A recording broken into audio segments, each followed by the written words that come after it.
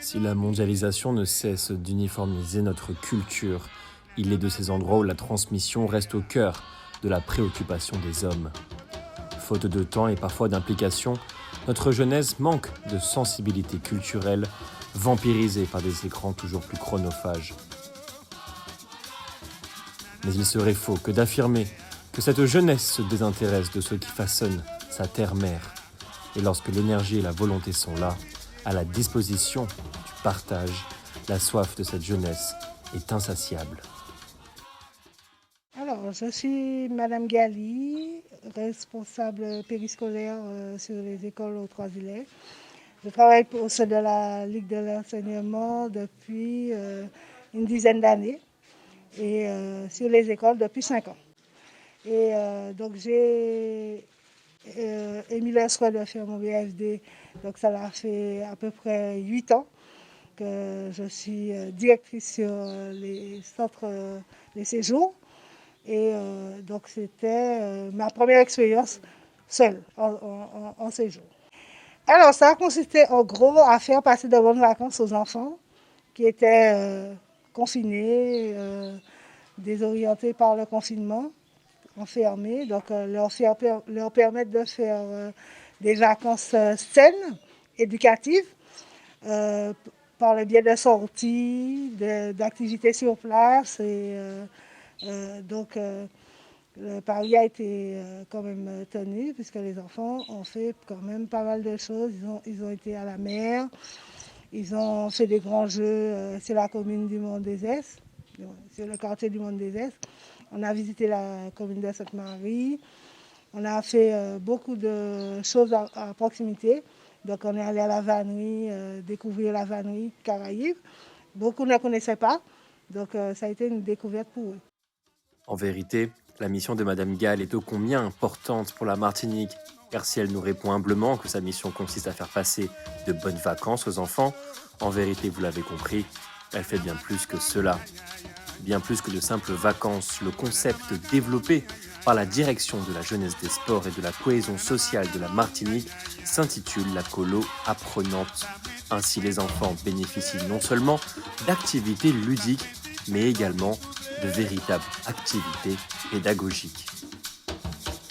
Imaginez que j'ai un bateau qui sort d'Afrique et qui est la grosseur de mes mains. Ce bateau est poussé par les alizés. L'alizé, c'est un courant naturel qui emmène vers l'Amérique. D'accord ? Donc, ce bateau, il est un cristal de verre. Il faut imaginer un cristal de verre. Et ce bateau est poussé par la dérive, la grosseur de ma main. Vous voyez qu'il ne va pas pouvoir passer dans les canaux. Il ne peut pas passer. Donc à ce moment-là, comme c'est un cristal de verre poussé par le vent, il va exploser. Et le cristal explose de manière grandiose. Et on aura des explosions des cristaux qui vont tomber aux USA jusqu'à Buenos Aires en Argentine. Chaque cristal, c'est un Africain. Chaque Africain va féconder le sol culturellement et culturellement. À Cuba, vous trouvez de la religion afro-américaine. Au Brésil, la religion afro-américaine. Mais on ne parlera pas de religion. On va parler de la culture. Donc, on va trouver aux USA le blues, le jazz, le gospel, la salsa, comment ça s'appelle à Cuba, le compas, pas à Cuba, Haïti, compas. On va trouver le steel pan, on va trouver le goka, on va trouver le belay, et on va trouver la capoeira, et on va trouver aussi le tango. Beaucoup de gens ignorent, mais le tango, on disait le tango des nègres. Toutes ces musiques sont afro-américaines. Donc ça veut dire que toutes ces musiques m'appartiennent. Ça veut dire que nous, par contre, nous avons pour mission d'entretenir le belay pour le monde entier, comme le Guadeloupéen entretient le ka. D'ailleurs, le ka, quand vous allez en Égypte, le ka veut dire force de vie. D'accord ? Bon, mais on va rapidement. Donc, vous voyez, tout ici, et même à Colombie, il y a la musique nationale à des empreintes afro-américaines. Donc, c'est pour vous dire que c'est une musique importante, autant que le tango, que la capoeira et tout ceci. Mais nous avons pour mission d'entretenir la nôtre. Et les autres ne nous sont pas concurrents. Je n'ai rien contre le gros cas, au contraire, c'est ma musique aussi. Mais c'est le Guadeloupéen à l'entretenir. Et ainsi de suite. Donc, et ce que vous allez voir ici, Eh bien, nous sommes au Mont-des-Est, le village de résistance qui a su garder un peu intact, on peut dire, parce que tout va être plus ou moins bougé, mais ce village du Mont-des-Est va garder cette résistance et va nous permettre aujourd'hui, grâce à ça, de pouvoir vous proposer le belay. Et je rappelle que toutes les musiques sont sacrées, parce que les hommes primitifs, quand ils dansaient, c'était pour remercier les dieux. D'accord? On ne dansait pas pour danser. C'était pour remercier la récolte, c'est pour remercier la pluie, c'était pour remercier ceci. Donc, ceci dit, on ne va pas plus loin, mais c'est pour que vous puissiez avoir une idée de votre patrimoine. Donc, le patrimoine belay, c'est à vous, mais aussi tous les autres, c'est aussi à vous. Cet homme n'est autre que le propriétaire de ce lieu d'accueil extraordinaire. Nous respecterons sa volonté de ne pas le nommer, mais il serait un sacrilège biologique de ne pas s'attarder un instant sur la biodiversité tout simplement magnifique de sa propriété. Nous sommes à Sainte-Marie, à l'impasse des Amandines.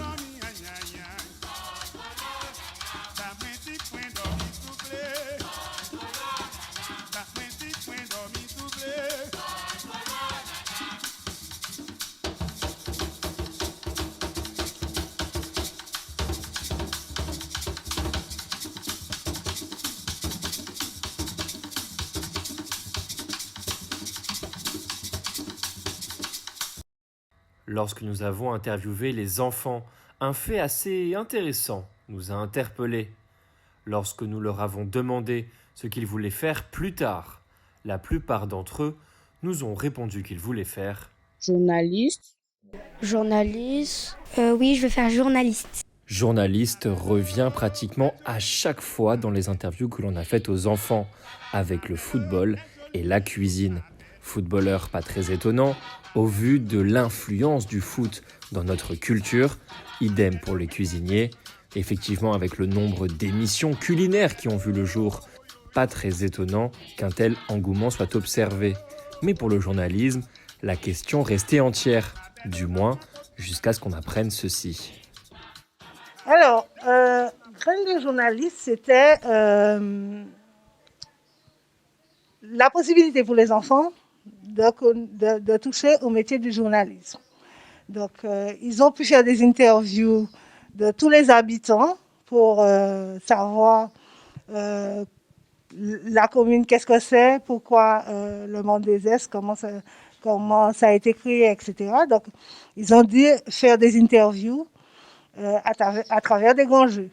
Ensuite, ils ont élaboré un journal papier, avant tout, et puis chaque soir, on se mettait en scène sur le journal télévisé. Donc, on se racontait les activités qu'on avait fait, soit la veille ou le jour. Alors, je ne sais pas si c'est vous qui aurez donné tant d'engouement pour le journalisme, Oui. mais la profession journaliste revient pratiquement à chaque fois que je leur ai demandé quel métier ils veulent faire. Eh bien, apparemment, j'ai gagné mon pari. Susciter des vocations, n'est-ce pas ce qui devrait être au cœur des préoccupations de l'éducation de nos enfants ? Si réussir à créer un engouement pour des métiers est déjà une belle victoire, Madame Gali nous confie que ces progrès ne s'arrêtent pas là. Parce qu'effectivement, on a la problématique des jeunes d'aujourd'hui où ils sont devant un écran 24 heures sur 24. Et là, j'ai constaté que ça n'a pas manqué. Même la petite heure de portable qu'on leur accordait était trop. C'est vrai. Oui. Comme quoi. Comme quoi, il y a autre chose à faire, mais c'est quand on se donne du mal. Oui, alors je suis Joëlla Velasquez et je suis interprète en langage des signes. On m'a demandé de faire une sensibilisation pour les enfants afin de leur permettre d'acquérir un peu de vocabulaire et de connaître aussi un petit peu le monde des sourds. Les enfants, c'est un public assez particulier parce que leur petit cerveau, c'est comme des éponges, ils apprennent très vite, ils ont toujours soif d'apprendre et c'est vraiment le moment pour moi parfait justement d'apprendre une langue comme la langue sourde puisque ça demande beaucoup de concentration, du silence et mine de rien, les enfants sont très attentifs. Et c'est d'autant plus important après une crise sanitaire comme celle que nous avons vécue. Mais que les parents ne s'inquiètent pas, la santé et la sécurité des enfants est assurée et les inspecteurs veillent au grain. Oui, donc bonsoir, Chantal Dardanus Saïz. Je suis inspectrice jeunesse et sport à la direction de la jeunesse, des sports et de la cohésion sociale de la Martinique.